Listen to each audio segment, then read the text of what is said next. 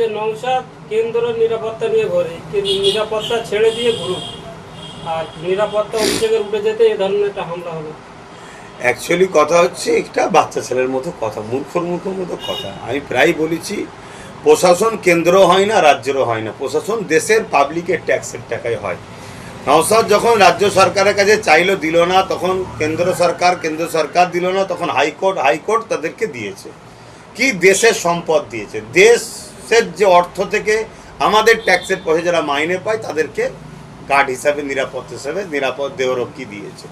এটা হচ্ছে বিষয়। দ্বিতীয় নম্বর কথা, আজকে অভিষেক ব্যানার্জির গার্ড তুলে নিয়েছে। এই অভিষেক ব্যানার্জি যখন বিগত দিন দিল্লি থেকে তার বাসভবন হোক বা পার্লামেন্টে যায়, সে তো কেন্দ্র সরকারের, দিল্লি সরকার তো বিজেপি, তাদের তো প্রশাসন ঘোরে। এবং বিগত দিন জিতার পরে আজ পর্যন্ত যতজন প্রশাসন ছিল সেও তো বিজেপি সরকারের। এগুলো বাচ্চার মতো কথা। আর দ্বিতীয় নম্বর কথা, তার গার্ডকে তুলে নিয়েছে। দেখুন, ওদের মধ্যে ব্যক্তিগত আকসাক্ষী চলছে না হিরো বানাবার প্ল্যান চলছে, সেটা আরও কিছুদিন গেলে ফিকে হবে। তবে আমি এতটুকু জানি, অভিষেক আর শুভেন্দু দুজনের মধ্যে একটা লবি আছে। কেন? শুভেন্দু টিএমসি দলটার জন্য যা করেছে, এটা আরও 10 জনের মধ্যে, মানে অন্য কেউ, অন্যতম একজন টিএমসির জন্য অনেক কিছু করেছে। কিন্তু অভিষেক হঠাৎ করে এসে বসাতে শুভেন্দুর এখানে আস্তে আস্তে পাতা মমতা ব্যানার্জি গুরুত্ব দিচ্ছে না। এই যে একটা রাগ, আকসাক্ষী, আজকে ক্ষমতা এসছে, সে রাগ মিটাচ্ছে। কিন্তু আমার মনে হয় না যে সেও একজন আইনের লোক। আর আপনি বাংলার সর্বোচ্চ পদে এখন বসেছেন শুভেন্দু অধিকারী, তার দুজনের এই আকসাক্ষীতে পাবলিক আইনকে হাতে তুলে নিয়ে এরকম বাংলা যেন না গড়ে ওঠে, তাহলে সেটা অনেক ভয়ানক জায়গা চলে যাবে। 24 ঘন্টার মধ্যে আপনার কেন্দ্রের সাংসদ, আপনারও সাংসদ, তিনিও আক্রান্ত হলেন। কিন্তু সেটাই বলছি, আইন ব্যবস্থা ধ্বংসের দিকে। বিজেপি শাসিত এলাকাগুলো অন্যান্য জায়গাতে এরকম ব্যবস্থা হয়ে আছে, আইন ব্যবস্থা নাই, মানুষের হাতে রাজ চলে গেছে, মানুষ এখন সন্ত্রাসী গুন্ডাগিরি শুরু করেছে। এটা অত্যন্ত দুঃখজনক, এটা কোনোভাবে কাম্য নয়। হ্যাঁ, আমি এটাও বলছি, অভিষেক ব্যানার্জি, কল্যাণ ব্যানার্জি, আরও যারা আছে টিএমসির, তাদেরকে যদি পুলিশ অ্যারেস্ট করে তাদের যে অন্যায়ের বিচার করে, আমি খুশি হব। কেন? তারা অন্যায় করেছে, অনেক অন্যায় করেছে। কিন্তু তা বলে পাবলিক তাদের ওপরে জুলুম করবে, গায়ে হাত তুলবে, আইনকে হাতে নেবে, এটা কোনোভাবে মেনে নিতে পারি না। যে আমার দুশ্মনী করেছে বলে আমি আনন্দ করব, এটা বাংলার জন্য ক্ষতি হবে, দেশের জন্য ক্ষতি হবে। শ্রমিক ভট্টাচার্য প্রশ্ন করছে যে এটা মানে অভিষেক ও কল্যাণ ব্যানার্জির উপরে যে আক্রমণ হয়েছে, ওটা আক্রমণ না, এটা জনজোয়ার, কি বলবো? জনজোয়ারকে তো রুকা দরকার।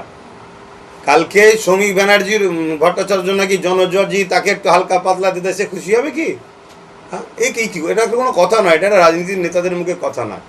জনগণ তাদের বক্তব্য থাকতে পারে, মুখে অনেক কিছু বলতে পারে, কিন্তু মানুষের উপরে হাত তুলতে পারে না। হাত, তার জন্য বিচার আছে, আপনি কেস করতে পারেন, আইন প্রশাসন দেখবে। আজকে তোমাদের এত ক্ষমতা, তো এদের দুর্নীতির ফাঁস তো তোমাদের কাছে আছে, তোমরা তুলে নিয়ে এদের বিরুদ্ধে ব্যবস্থা করতে পারো। একটা যে প্রশ্ন করছেন আপনারা, এটা একটা প্রশ্ন চিহ্ন, এটা কিন্তু বিষয় বুঝার যে এদেরকে নতুন করে হাইলাইট করার একটা প্ল্যান হতে পারে, ওটা একটা ষড়যন্ত্র হতে পারে। এই যে রাজ্য সরকার ক্ষমতায় আসার পরে একটা সার্কুলার জারি হয়েছে দেখি, যে মাদ্রাসায় বন্দে মাতরম যে গানটা আছে সেটা গাইতে হবে। বিষয়টা কি? শোনেন, সংবিধান কাউকে ফোর্স করার ইজাজত দেয়নি। যদি কেউ ফোর্স করে, সে সংবিধান বিরোধী কাজ করবে। তো সংবিধান বিরোধী যে হবে, তাদের বিরুদ্ধে আমাদের লড়াই চলবে। এই যে গানটা গাইলে সমস্যা কি? অনেকে হিন্দুত্ববাদী, তারা ব্যাপারটা হচ্ছে সমস্যা ও সমস্যা। ক্ষমতা আসার পরে গতকাল দেখলাম সাংসদ অভিষেক বন্দ্যোপাধ্যায় এক কর্মীর বাড়ি দেখতে যাচ্ছিলেন, তাকে ডিম ছুঁড়ে মারা হলো। বিষয়টা কিভাবে দেখছেন? বিষয়টা বাংলার আইন শৃঙ্খলালে প্রশ্ন উঠছে। কেননা ডিম ছুঁড়ে মেরেছে, যেটা পাশাপাশি তার শুনলাম শারীরিকভাবে তার গায়েও হাত দিয়েছে, জামা কাপড়ে ছুঁড়ে দিয়েছে। দেখুন, মানুষ মুখে কিছু কথা বলে, চোর বলে, এটা বলে, ওটা বলে, সেটাকে তো রোকা সম্ভব নয়। কিন্তু এই যে মানুষের গায়ে হাত তোলা, তাকে আক্রমণ করা, এটা আইন নিয়ে, নিরাপত্তা নিয়ে, প্রশাসনিক বা সরকারের যে নিরাপত্তা নিয়ে কিন্তু প্রশ্ন উঠছে। আমরা বিগত দিনে দেখেছি, টিএমসি যখন গভর্নমেন্টে ছিল, অনেক দলীয় নেতার জন্য তার দলের কর্মীরা যখন গেছে, তাদের উপরও হ্যারাসমেন্ট হতে হয়েছে।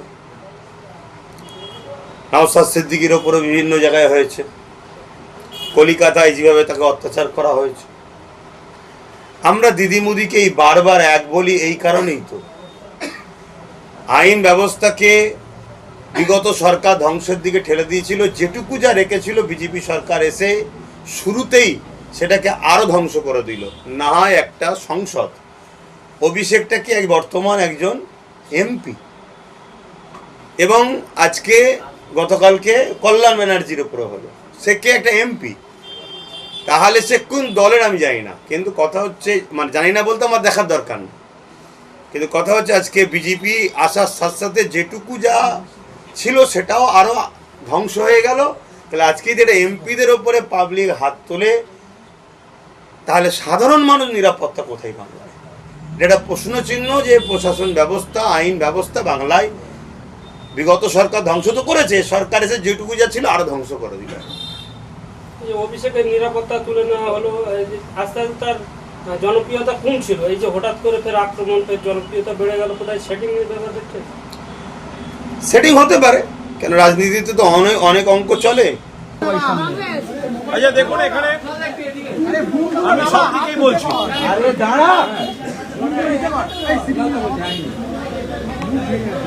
আমাদের দু তিনটে বিষয় বলার আছে। এক হচ্ছে আমাদের একটি বৈঠকের কথা ছিল,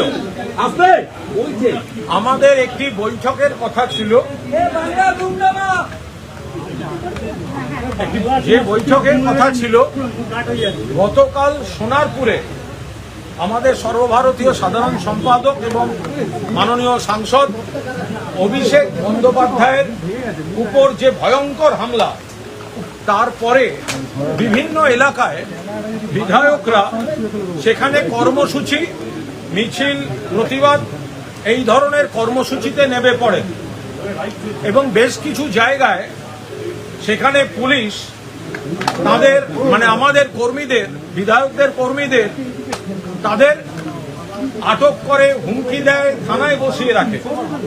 ফলে কাল সন্ধ্যের পর থেকেই আমাদের পরিষদীয় নেতৃত্বে ফোন আসছিল বিভিন্ন বিধায়কের যে আজকের সভার যে হামলা হচ্ছে প্রতিবাদের জন্য আটকেছি, প্লাস কর্মীদের থানা থেকে ছাড়ানো ইত্যাদি, এগুলোর জন্য যদি আমাদের কটা দিন টাইম দেওয়া হয়। তো কাল সন্ধ্যে থেকে আমাদের পরিষদীয় নেতৃত্বকে বিধায়করাই অনুরোধ করেছেন, আজ বেলা গড়াতে সেই অনুরোধটা বাড়ে। সেই জন্য আমরা দুপুর 3টে নাগাদ বা তার একটু আগে হয়তো একটা ডিসিশন হয় যে যারা এসে পৌঁছচ্ছেন আমরা একবার একটা সৌজন্য থাকবে, বাট অফিসিয়ালি মিটিংটা ফর দ্য টাইম বিং সাময়িকভাবে আজকের জন্য স্থগিত রাখা হয়েছে, যেহেতু আমাদের আগে ডিসিশন হয়েই আছে, সেই ডিসিশনই স্ট্যান্ড করছে।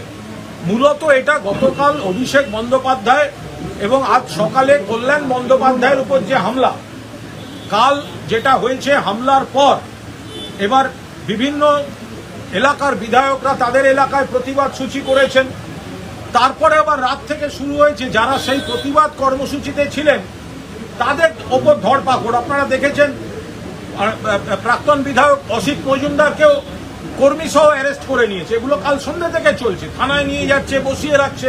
ফলে এলাকা থেকে এলাকার বিধায়করা বেরোতেও পারছেন না। তারা কিন্তু সমানে দলীয় নেতৃত্বকে, পরিষদীয় নেতৃত্বকে জানিয়ে গেছেন যে দয়া করে আমরা এখানটা আটকে যাচ্ছি, আমরা দলের সঙ্গে আছি, কিন্তু যদি আজকের দিনটা সাময়িকভাবে স্থগিত রাখা যায়, আর একটা দিন ঠিক হোক।